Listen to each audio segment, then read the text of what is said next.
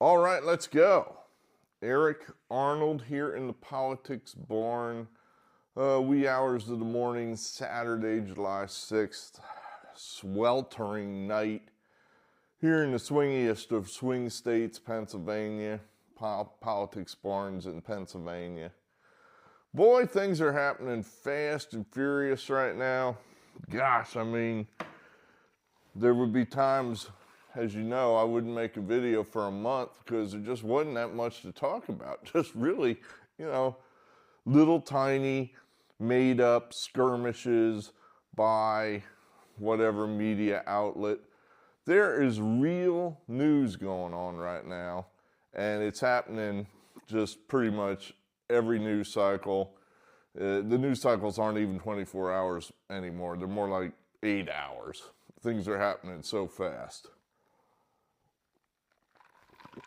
Topic tonight, of course, the Democrat Civil War, the Stephanopoulos interview on ABC of President Biden. Before I get into that, had I'm going to say at least a 2-hour discussion today with a member of the inner circle who's a hardcore Democrat. He wanted to talk politics, and I just said, okay, okay. And I think, we're still friends. I mean, no punches were thrown. I think we respect each other. I mean, we said the words back and forth to each other. I don't know if I mean it. I think he means it. It's just, the hallmark of this type of person is they're completely 100% brainwashed.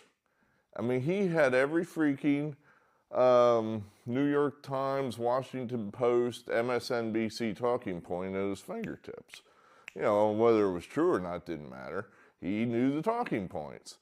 And he would not listen to anything. It was crazy. I mean, I was trying to get his opinion on whether he wanted Biden to drop out or not, and he wouldn't even accept that there's a movement afoot to try to get him to drop out.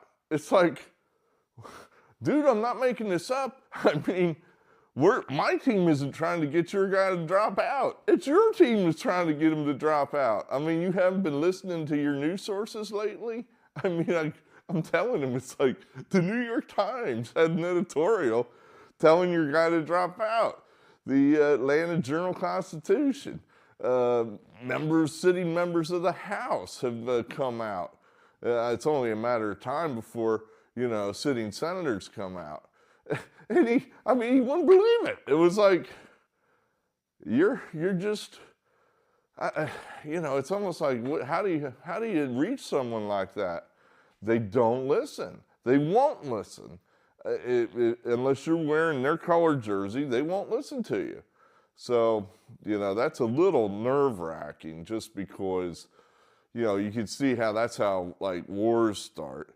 It's like, we can't reach a peace here because you just won't accept a damn thing I say, even if I tell you that the sky is blue, and you're just not going to accept that.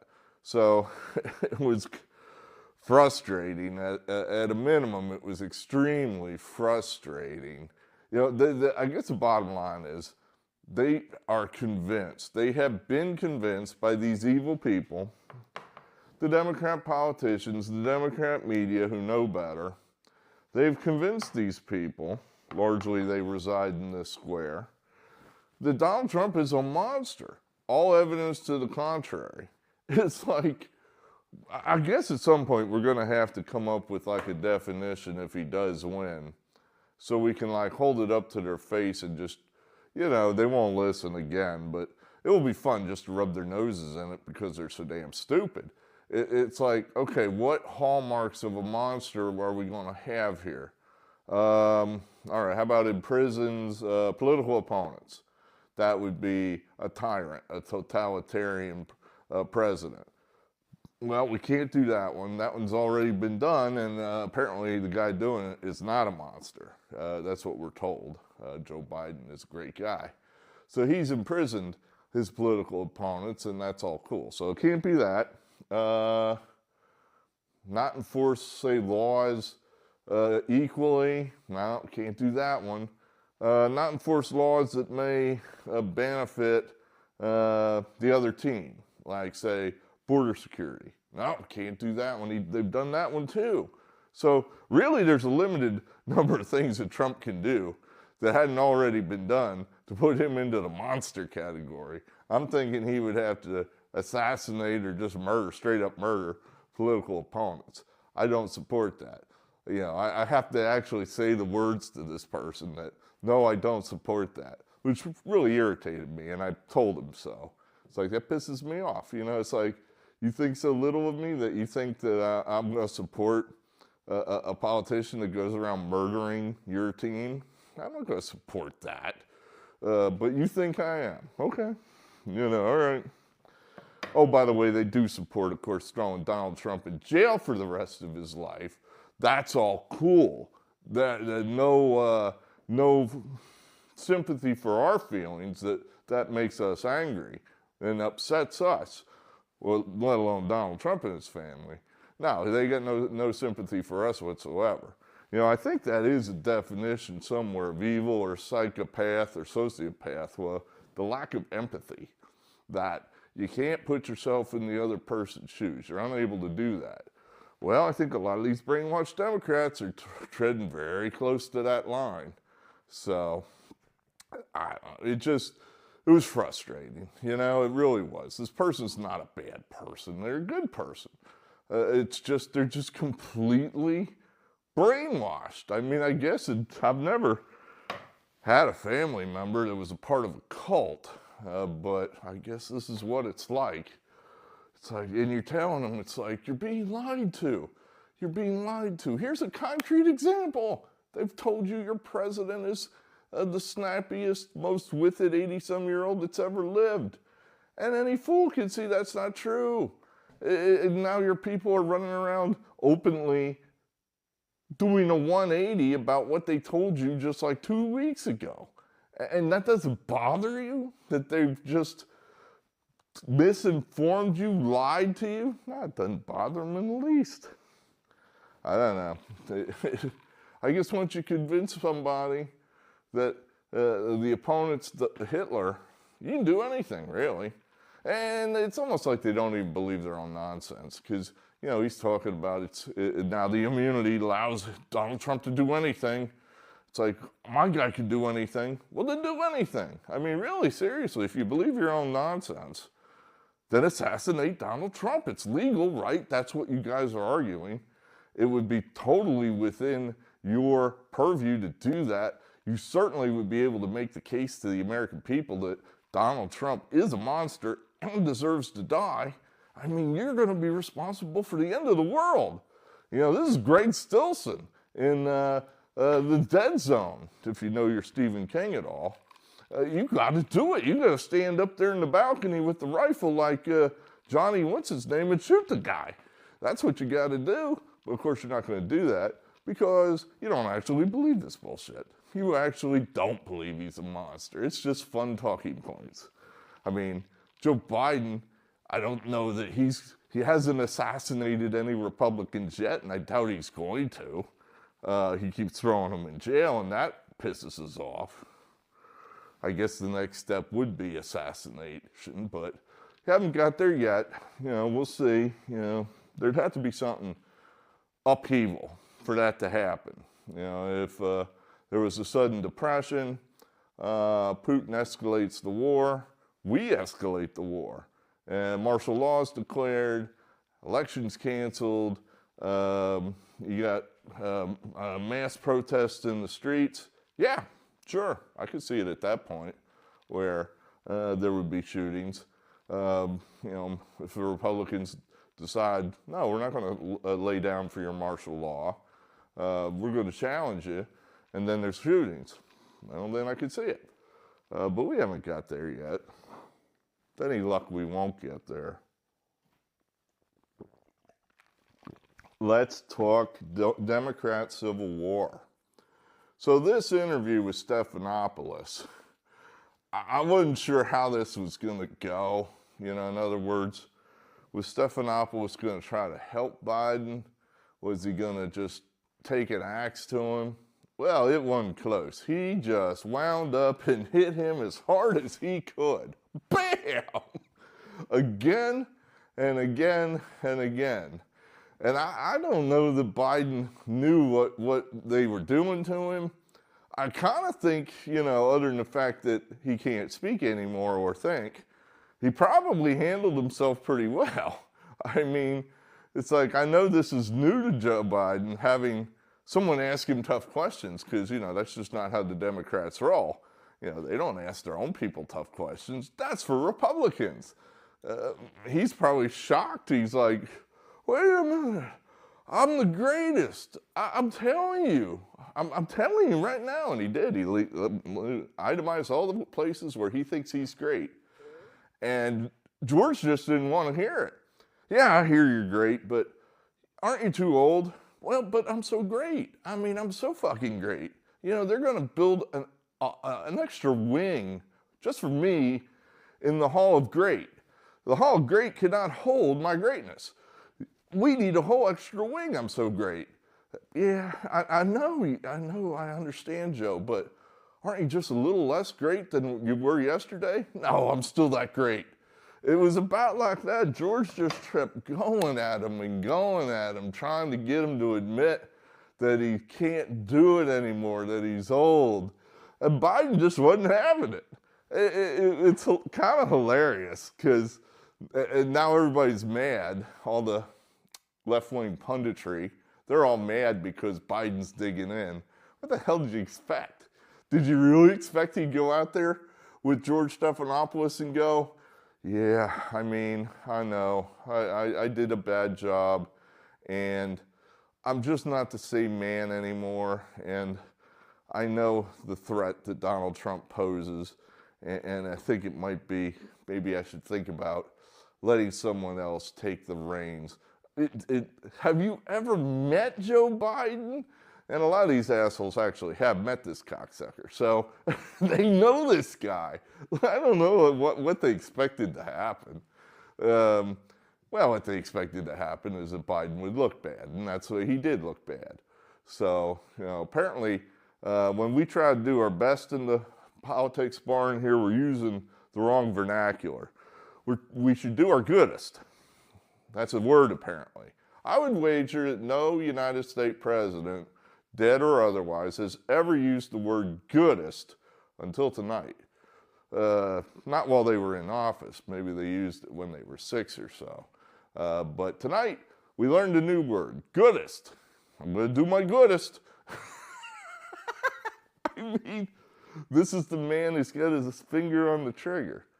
Now, this idea, I'm going to set that aside. I could talk about that for 10, 15 minutes, and I don't want to waste all my time here.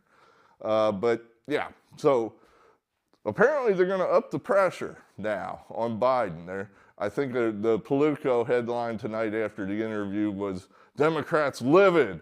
They're livid. Livid with the president, because he's digging in. He has given them no wiggle room at all, which frankly almost makes me think he's more with it than they think he is, because that's smart. You don't give these vipers, these jackals an inch, not an inch. In other words, if he like just even conceded just a moment, well, I'm not quite, as good as I was, say, 13 years ago or whatever. Oh, so you admit you're no good anymore. They just jump. You can't give them an inch. So I think Biden, he's not way off there. So, yeah, he's just crossing his arms and telling them, the only thing I wish he had said in that interview where Stephanopoulos, after, you're too old, aren't you? Asks it another way, but aren't you too old? Yeah, that's great that you're so great they're going to have to build a special wing for you in the Hall of Great, but aren't you too old? Let me ask you this another way. Aren't you too old? And what do you say to all the people out there, all the Democrat voters and politicians and the media who think you're too old? I was hoping he would just come right out and give them a Harry Truman and say, well, then they all can go to hell. And I thought, what? That would almost be enough to make me think about voting for him for half a millisecond before I threw that idiotic thought out of my head. But I wanted to hear it. He didn't give it to me, but I think that's what he's probably thinking. It's like, man, where's the loyalty? You know, I've brought you people this far, and now you're telling me it's over? And let's be clear, they could give a damn about his mental condition. It does not matter, did not matter to these people for the last 3 years. They could care less if he sleeps 18 hours a day and can't string 2 sentences together. They don't care because they're doing the decision making behind the scenes. The reason they care is because they think they're going to lose. I mean, think about, did these guys, I guess they fiddled around with Teddy Kennedy in 1980 when they weren't sure Carter would win. But Kennedy was such a terrible candidate, they gave up and they had to go with Carter. They were stuck, they had no choice. But I think of another president in this type of scenario. Reagan was old, near the end of his second term. If they had Reagan, and let's, just for fun, say Reagan was a Democrat, Reagan was popular near the end of his term. His popularity probably, it varied in his last year. I looked this up on Gallup. They keep records of this sort of thing. It fluctuated, I would say, between the high 40s and the mid 50s in 1988, which would have been his last year as president. A couple times it would go down a little bit below into the low 40s. I think they were still kicking him around over Iran-Contra. But there were other times it would spike up too. And then at the end there, when he left office, it was 63%. 63% of Americans approved of the job that Ronald Reagan was doing or had done. So, and everybody was admitting at that point, well, he's kind of lost his fastball. Now, what if the Democrats had that individual who was popular? Do you think for a second they would be talking about, oh my God, he can't do it anymore, we've got to get rid of him? Of course they would not be. Of course they would not be, because they would probably win with him. This wasn't an issue until they were certain they were going to lose. Frankly, I'm not convinced that it's a guarantee that Biden's going to lose. And I don't think they are either. They've simply decided, well, I think we get somebody in there like Michelle Obama or Whitmer, we'd have a much better chance of winning. So why take a chance? We probably could win with Biden, but why would we have to work so hard? We're not adverse to doing underhanded things and going against norms. Hell, I mean, we make up norms all day long here in the Democrat Party. We're the norm breakers. One of the reasons why this country is going down the shithole. But yeah, so they think that they can get him out of there. I don't know how they're going to. I mean, Biden swears that the polls show him tied or slightly behind. George was trying to coax him and get him to see how far behind he was. And George is cheating. I mean, for example, he's quoting a presidential approval number. You have a 36% approval number, 36%. I'm thinking, well, that's not the average. The average is more like 38, 39. I think like the lowest of the low show him at 36. I think the New York Times has him down that low. But then other outlets have him up in the low 40s. So Biden has a point there. It's like, I don't know. I mean, my numbers are showing I'm not that far behind. So it was really an unseemly exercise of a scumbag like George Stephanopoulos going at Biden. And it was hard to watch, too, because you're watching two liars go at each other. So it's hard to tell, well, what's true here? I mean, a lot of this is probably just, none of this is true. Like, Biden it would be interesting if both of them had taken truth serum prior to the interview. I don't know if truth serum works on sociopaths like these two, so it might not have worked. Let's just pretend that it would have worked. Basically, Stephanopoulos would have come out with, "You're going to lose," and I think his angle was more honest than Biden's, frankly. In other words, "You're going to lose. My God, you're going to lose." Anything he said other than "you're going to lose" would be dishonest. In other words, when he says, "You've done a great service to this country, and we love you, but we don't love you that much because you're going to lose." And Biden would have said, "Yeah, well, I mean, I'm old. I'm not as good as I used to be, but I still think I can beat this guy." That would be an honest answer. And why did you do so bad in the debate? Well, because I just can't think that fast anymore. I'm just not, if you give me a minute to think and don't push me for quick answers, I can give you something, but you want quick answers, I can't do it. Now this nonsense about a cold, that's a lie. I mean, that's just a Biden lie. Another Biden lie. "I had a cold." Really?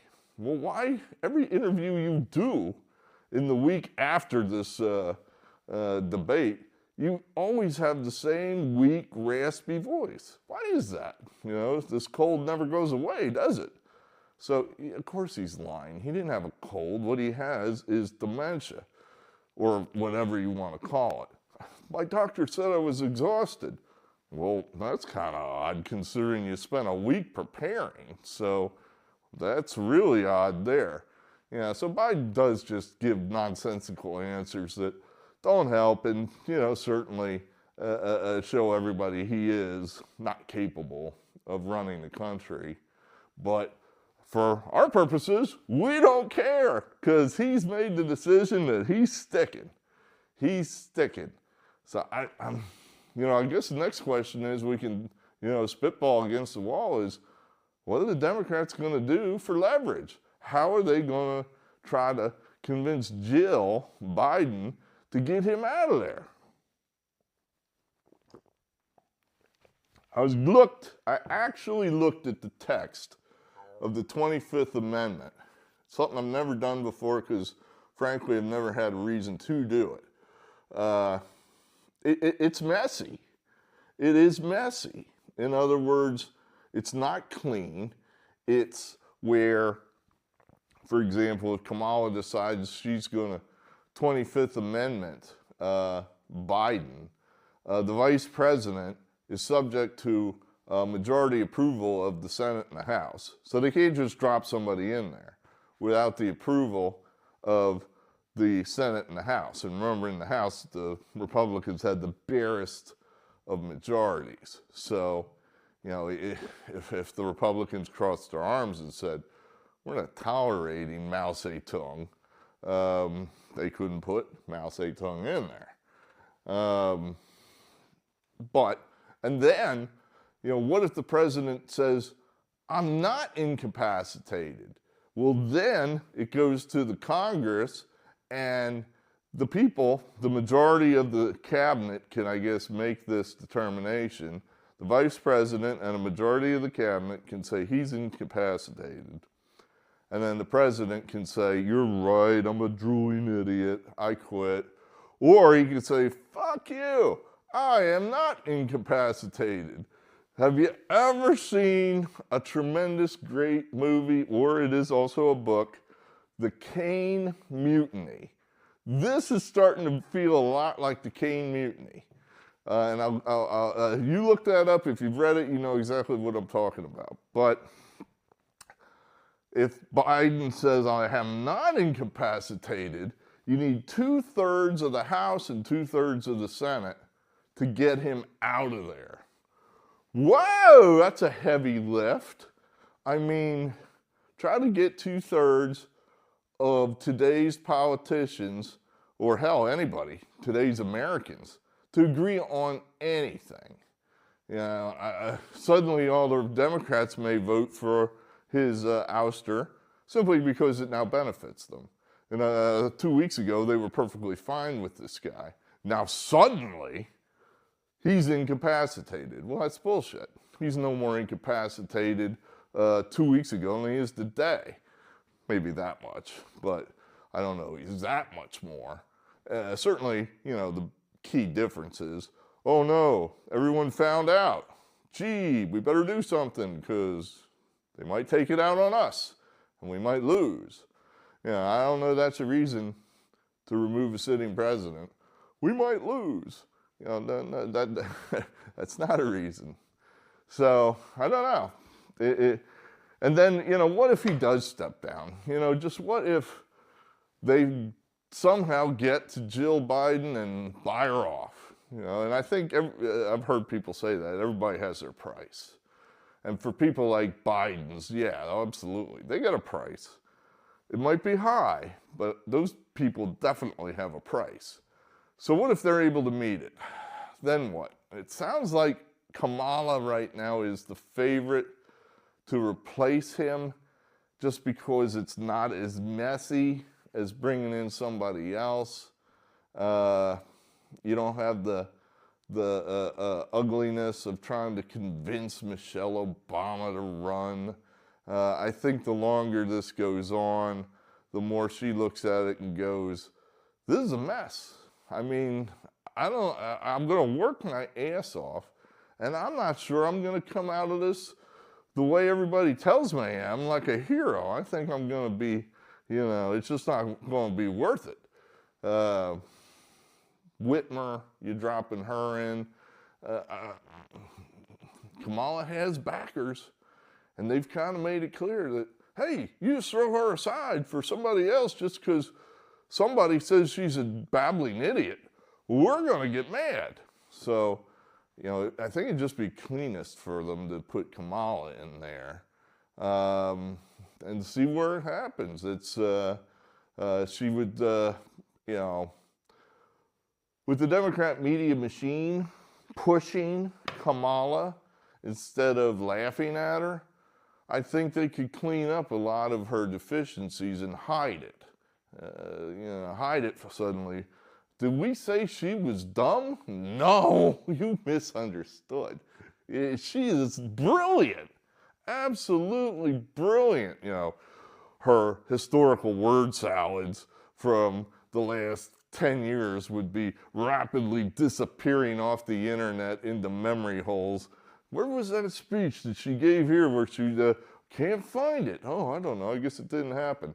They would just be scouring and cleansing the internet, scrubbing it, making her out to be Joan of Arc. And they could do stuff like that. Exhibit A, my friend I just argued with earlier today, he believes anything they tell him, anything. So it would work to a degree. Definitely would work to a degree. Now, where it might fall short, I saw, interestingly enough, it does seem like the media right now, they want you to believe that the entire Democrat Party is rising up as one to throw Joe Biden out. It's not true. They're lying, of course, because that's what they want to happen. I don't know there's any, the only outlet I saw that gave any kind of defense of Joe Biden, and it really wasn't much of a defense of Joe Biden, it was more of an attack on Donald Trump, was the Philadelphia Inquirer. Other than that, they're pretty much unanimous that they're so terrified of Donald Trump getting in there again, they'll do anything to win, and they think the best chance is to 86 Biden. So they want you to believe there's this huge movement within the Democrat Party to get rid of him, and there's not. There's just not. They're lying, as usual. One guy that's come out in support of Biden is Fetterman, Senator Fetterman here in Pennsylvania. And I'm thinking, well, why is that? Why is he suddenly, best buddies with Joe Biden? Well, I think he accurately knows that Biden probably is their best chance to win.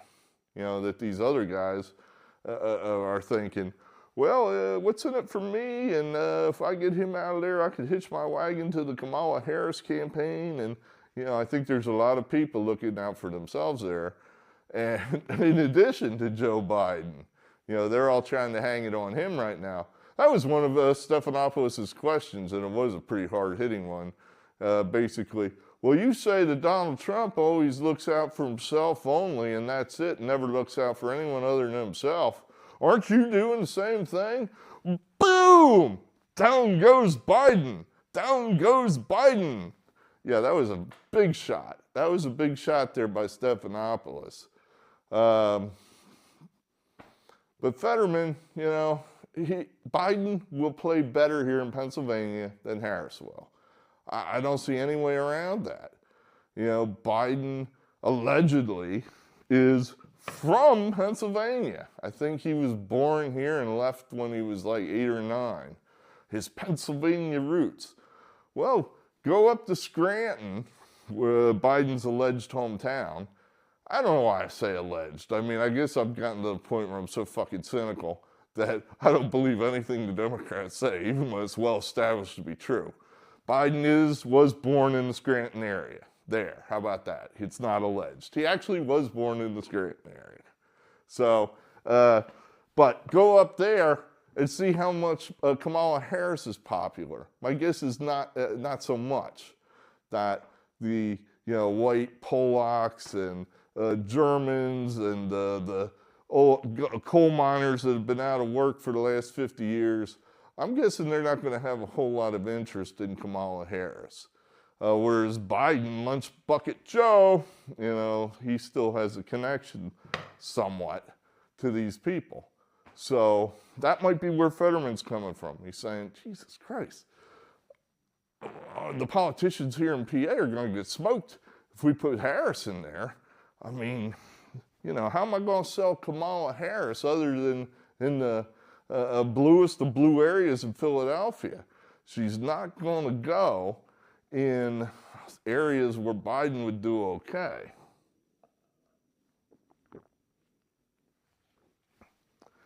And there's just no telling, you know, this idea that Biden mangles the English language, and Kamala Harris doesn't, you know, and what's her excuse? You know, she's not even 81. She's just dumb. And everybody seems to accept that. And the media are going to try to tell us that we're the ones that are dumb, that we've unfairly judged her, of course. Good luck with that. They have a very limited runway to convince us of that, and I'm not sure they're going to be able to do it. It's pretty well established that Kamala Harris equals moron. That's what America thinks. So they've got to change our minds, and they will do everything they can possibly do to do that. But this is fun, isn't this? Oh my goodness. Isn't this great? As Flounder would have said in Animal House. Isn't this great? Oh boy. Right now, I think Trump's looking pretty good. You know, I don't think he's certainly not in as good of shape as Axelrod and Stephanopoulos and all these line media guys are saying, trying to frighten the Bidens out of the race. They are exaggerating. Trump is not that far ahead of Biden. I think he is ahead, but not by that much. And certainly not by so much that Biden can't win. So this idea that Biden can't win, it's nonsense. It's absolute nonsense. And I think the Bidens know that. It's like, you guys are, and I don't know why the Bidens would have such loyalty to these party arapachiks in the Democrat Party. It's like, this is Barack Obama's party. Remember, Biden was vice president from 2008 to 2016. And often, when you're that guy, then it's your turn. George W. Bush, the first one, George H.W. Bush, served with Reagan, then it was his turn, and he won. But they didn't let him run. And he's probably thinking, you know what? I mean, I could have won it in 2016. Donald Trump was a weak candidate. And pretty much any responsible politician should have beaten Donald Trump in 2016, but then Hillary was roundly hated with good reason, and she lost. They threw him over for Hillary Clinton. And who was probably the main person doing the throwing? Barack Obama. So this idea that Biden owes the Democrat Party something, he doesn't owe them shit. And I think he knows it, or certainly his wife knows it. So, yeah, you hang in there, buddy. Hang in there, Joe. Hang in there. Now, you know, what we're really hoping for is that he hangs in there for, say, the next 4 to 6 weeks, maybe into Labor Day or so. And then he just really starts to flake, really starts to fall apart. You know, after it's really too late for them to switch horses.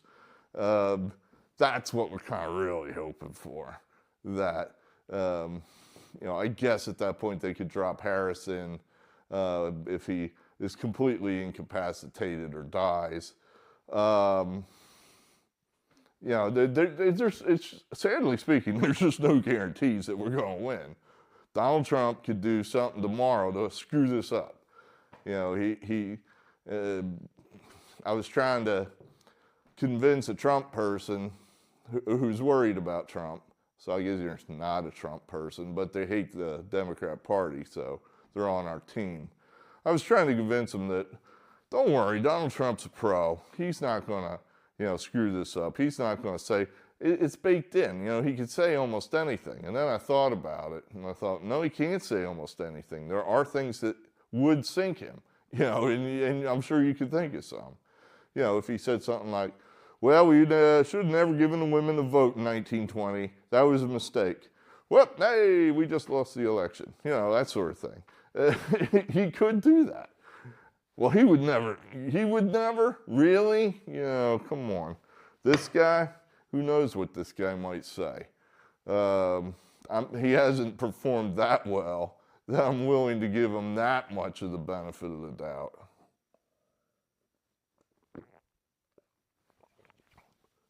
He's still 100,000 times better than the Democrats, though, with their endless lawfare to try to wreck this country, turn it into a banana republic, a third world hellhole where whoever's in charge has the rights and whoever's out of power has no rights. Pretty much that's the definition of a banana republic. And that's what they want us to have. And my buddy can't see that. He just, you know, Trump.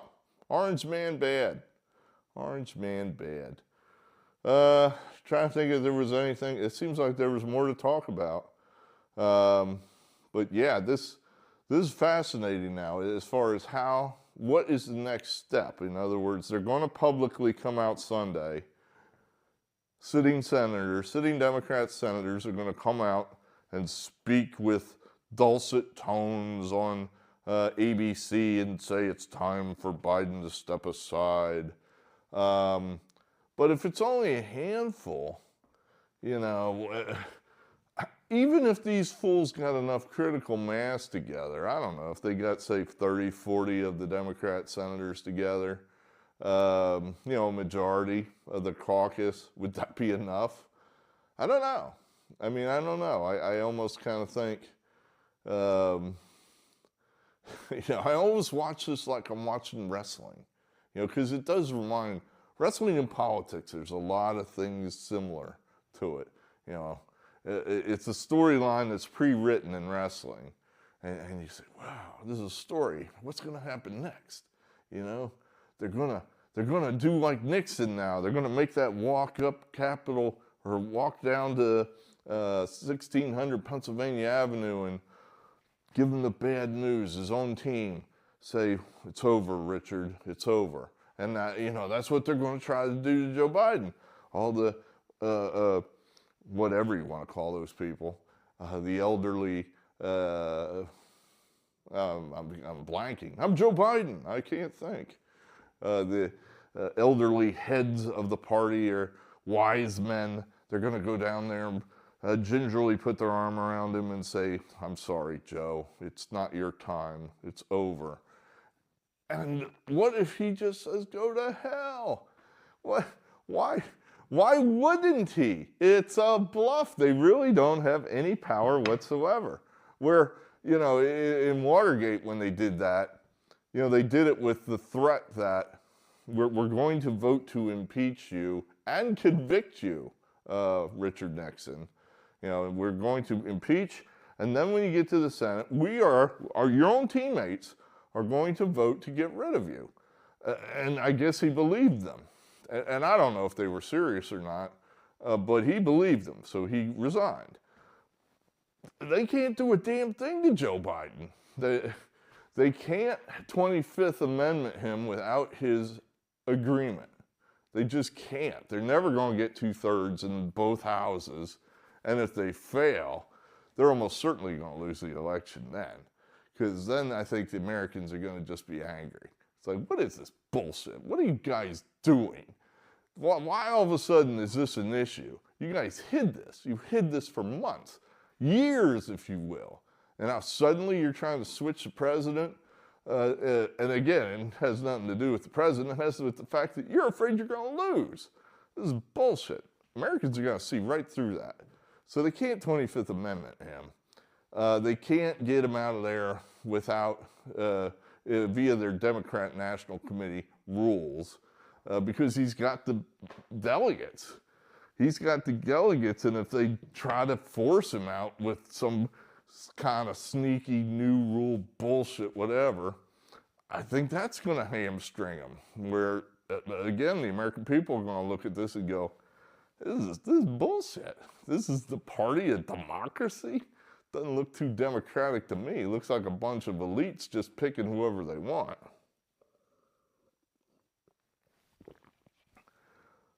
We're in pretty good shape right now. We just have to not screw it up.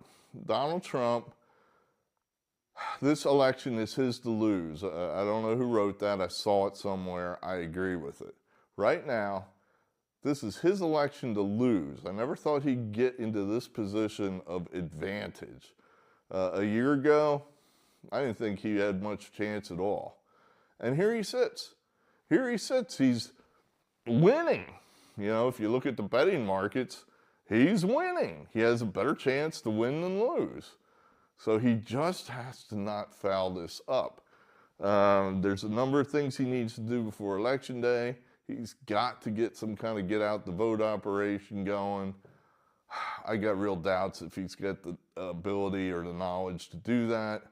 I don't know why. It's not rocket science, but it just doesn't seem like he, thinks that's important. He just thinks I'll have giant rallies and I'll take care of everything. So we'll see. Cautiously optimistic. Here in the barn, we're doing our goodest. That's just so stupid. I can't believe, goodest, our goodest. We're doing our goodest. This is the president. You stay in there, Joe. You fight. Fight these bastards. Fight them. The Lord Almighty, that's what he said he's waiting for to tell him to drop out. If the Lord Almighty comes down and tells him to drop out, he might do it, but he doesn't think that's likely. I don't think it's likely either. I don't think God's on a speaking terms with Joe Biden. So, no, that's probably not likely to happen. Oh, God, I can't wait to read the news tomorrow just so I can see what's next and talk about that. But I've run out of things for tonight. We'll talk again. I believe in free speech. Eric Arnold. We'll see you later.